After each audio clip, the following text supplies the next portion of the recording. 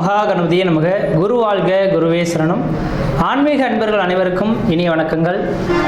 நம்ம இந்த வீடியோ மூலியமாக 2025ஆம் ஆண்டிற்கான ஆவணி மாத ராசி பலன்களை பார்க்க இருக்கிறோம்.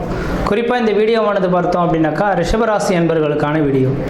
இந்த ரிஷபராசி அன்பர்களுக்கு ஆவணி மாத கிரகநிலை ஆராயும் போது இந்த ஆவணி மாதமானது 2025 ஆகஸ்ட் மாதம் 17ஆம் தேதியில் தொடங்கி 2025ஆம் ஆண்டு செப்டம்பர் மாதம் 16ஆம் தேதி காலகட்டம் வரலும் ஒரு மாத காலகட்டங்கள் இந்த ஆவணி மாத கிரகநிலையாக நம்ம பாவித்து அதுக்கான பலன்கள் நம்ம நிர்ணயிக்கிறோம்.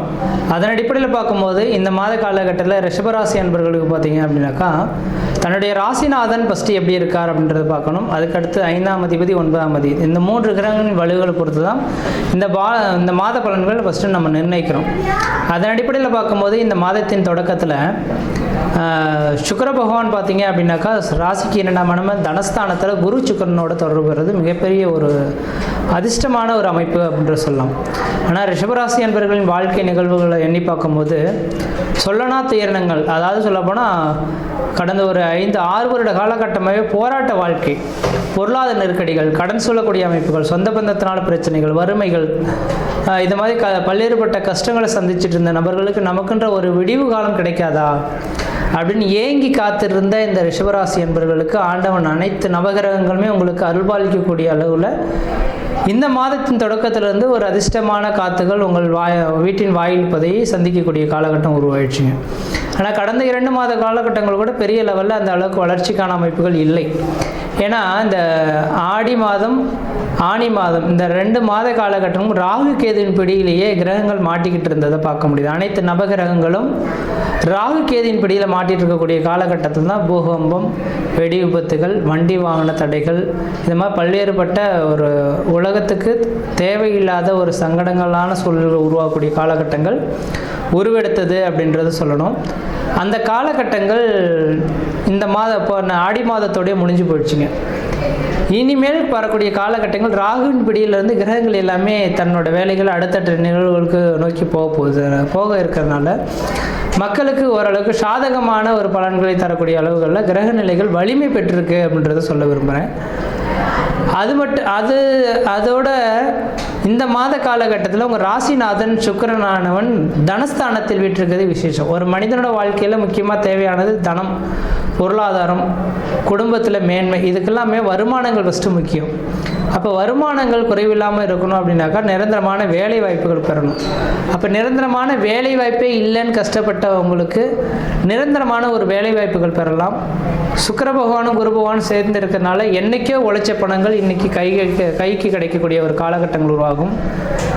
அது மட்டும் போதான்னு ராசிக்கு 11ஆம் இடத்துல சனி பகவான் உட்கார்ந்துருக்கிறது ஒரு அதிர்ஷ்டத்துக்கான ஒரு அமைப்பு அப்படின்னு சொல்லலாம். இந்த அதிர்ஷ்டத்துக்கான அமைப்பு இந்த மாதத்தோட முடிந்து போலங்க. இந்த 3 வருட காலகட்டத்துக்கு இந்த அதிர்ஷ்டம் உங்கள் வீட்டின் வாயில் கதவை தட்டப்போகுது.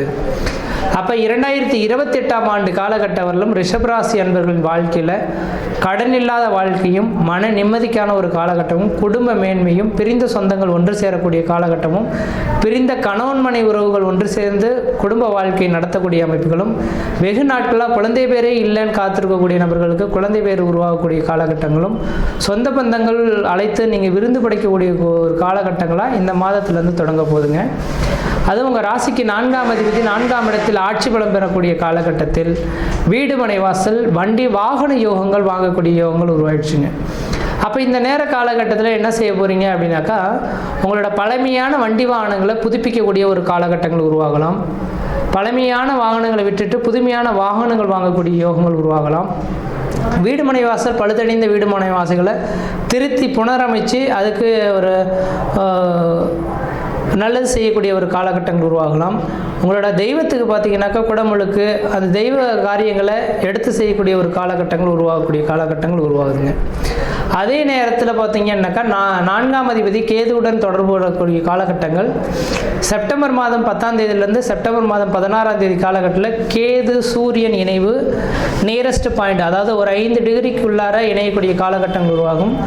அந்த நேர காலகட்டத்தில் மட்டும் தன் தாயாரின் உடல்நிலையில் அக்கறை எடுத்துக்கொள்ளணும். அதாவது செப்டம்பர் 10ஆம் தேதியிலேருந்து செப்டம்பர் 16 தேதி காலகட்டங்களில் ரிஷபராசி அன்பர்களின் தாயாரின் உடல்நிலையில் அக்கறை எடுத்துக்கணும்.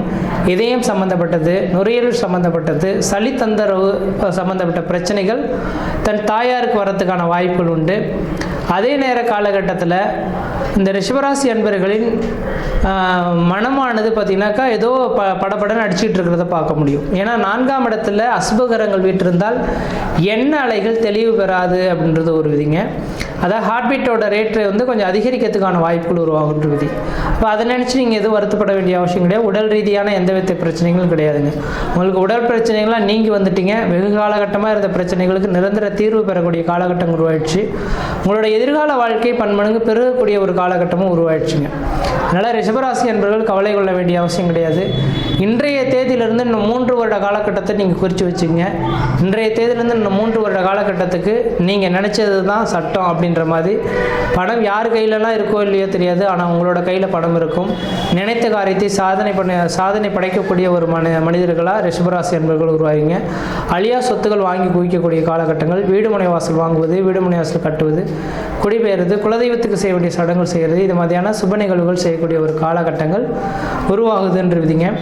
5ஆம் இடத்துல செவ்வாய் பகவான் இருக்கிறதுனால பூர்வ புண்ணிய சொத்து சுகங்களை விற்றுட்டு அந்த தந்தை வழி பாட்டன் வழி சொத்துக்களை விற்றுட்டு புதுமையாக ஒரு சொத்து சுகங்கள் வாங்கக்கூடிய ஒரு காலகட்டமாகவும் இந்த நேரம் உருவாகுதுங்க. அதனால் சொத்து விற்கிறமே நீங்கள் கவலைப்பட வேண்டாம். பழமையான சொத்துக்கள் பூர்வீக சொத்துக்களாக இருந்தால் விற்கிறதுக்கு இந்த நேரத்தில் அடி போடுங்க, கண்டிப்பாக நடக்கும். நீங்கள் விற்றுட்டு வேறு வேலைகள் செய்யலாம்னு நினச்சாலும் புதுமையாக இன்னொரு நிலத்தை வாங்கக்கூடிய யோகங்கள் இந்த நேரத்தில் உருவாகுதுங்க. அதனால் வாய்ப்புகள் கிடைச்சா பழமையான அந்த பூர்வீக சொத்துக்களை விற்கக்கூடிய விதிகள் இருந்தால் விற்றுட்டு மாற்றி அமைக்கிறதுக்கான ஒரு காலகட்டம் உருவாயிடுச்சு. அடுத்ததாக பார்த்தோம்னா ராசிக்கு 10ஆம் இடத்தில் ராகு. அப்போ தொழில் ஸ்தானத்தில் ராகு பகவான் அடுத்த 1.5 வருட காலம் இருக்க போகிறார். அதான் 2026 டிசம்பர் வரலும் இருக்க போகிறார். இப்போ தொழில் ஸ்தானத்தில் ராகு இருக்கக்கூடிய காலகட்டத்தில் உழைப்பே இல்லாமல் ஊதியம் பெறக்கூடிய ஒரு நபர்களாக இந்த நேரத்தில் இருந்துட்டு இருப்பீங்க. கமிஷன் பேஸில் செய்யக்கூடிய நபர்களுக்கு வருமானங்கள் அதிகரிக்கக்கூடிய காலகட்டம் உருவாகும். வாணிபம், இந்த பொருட்களை இங்கேருந்து ஏற்றுமதி இறக்குமதி செய்யக்கூடிய நபர்களுக்கு பார்த்திங்கன்னா ஏற்றுமதி இறக்குமதி பிஸ்னஸில் நல்ல ஒரு வளர்ச்சிகள் பெறக்கூடிய ஒரு காலகட்டங்கள் உருவாகுதுன்னு விதிங்க. இப்போ எதிர்கால வாழ்க்கையில் குறைவில்லாத ஒரு வாழ்க்கையை பெறக்கூடிய காலகட்டமாக இந்த ரிஷபராசி அன்பர்களுக்கு இருந்துகிட்ருக்கு. முக்கியமாக குறிப்பாக சொல்ல போனால் குடும்பஸ்தானத்தில் 2 சுபகாரங்கள் இந்த மாதத்தில் விட்டிருக்கனால ரிஷபராசி அன்பர்களின் குடும்பத்தில் யாருக்கோ ஒரு நல்லது நடக்க போகுது. தன் தாத்தா பாட்டி, தன் குடும்ப உறவுகள், தாய் தந்தையர்கள், அண்ணன் உறவுகள், பங்காளி உறவுகள், இவங்களுக்கு குடும்பத்தில் ஒரு நல்லது நடக்க போகுது. அதை நினச்சி வெகு நாட்களாக காத்திருந்தவங்களுக்கு ஒரு நல்ல காலகட்டங்கள் காத்திருக்கக்கூடிய ஒரு காலகட்டங்கள் இந்த நேரத்தில் உருவாகுதுங்க. அதனால் குடும்பத்தில் சுப நிகழ்வுகள் செய்வதனாலோ சுபகாரியங்கள் செய்யக்கூடிய அமைப்புகள் இருந்தாலோ கெடா வெட்டி சாமி கும்பிடுறது, மொட்டடிக்கிறது, காது குத்துறது, இது மாதிரியான காரியங்கள் இருந்தாலும் இந்த மாதத்தில் செய்வது ஒரு சிறப்பான ஒரு மாதமாக உங்களுக்கு இருந்துகிட்ருக்கும். அதே போல் திருமணமே ஆகலை சார், திருமணத்துக்காக காத்துட்ருக்கோம், திருமண வாய்ப்புகள் கிடைக்குமா அப்படின்னு நினைக்கக்கூடிய நபர்களுக்கு திருமண வாய்ப்புகள் கூடி வரலாம். குழந்தை பேரே இல்லைன்னு சொல்லக்கூடிய நபர்கள் குரு சுக்கிரன் இணைவு ஏற்படுறதுனால குழந்தை பேர் உருவாகிறதுக்கான வாய்ப்புகள் மிகவும் பிரகாசமாக வந்துட்டுருக்கு. அப்போ இந்த நேர காலகட்டத்தில் தொழில் இல்லாத நபர்களுக்கு நிரந்தரமான உத்தியோகமும், அரசு உத்தியோகம் நபர்களுக்கு அரசு உத்தியோகமும் தேடி வரக்கூடிய காலகட்டமாக உருவெடுத்துருச்சுன்ற விதிங்க.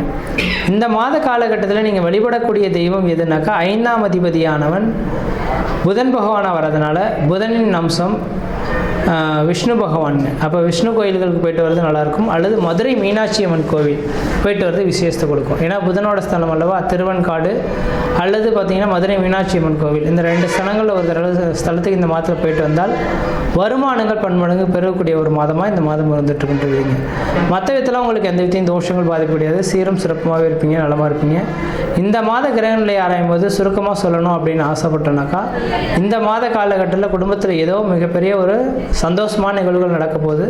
அதை நினச்சி எல்லாரும் சந்தோஷப்படக்கூடிய காலகட்டம் உருவாகும்.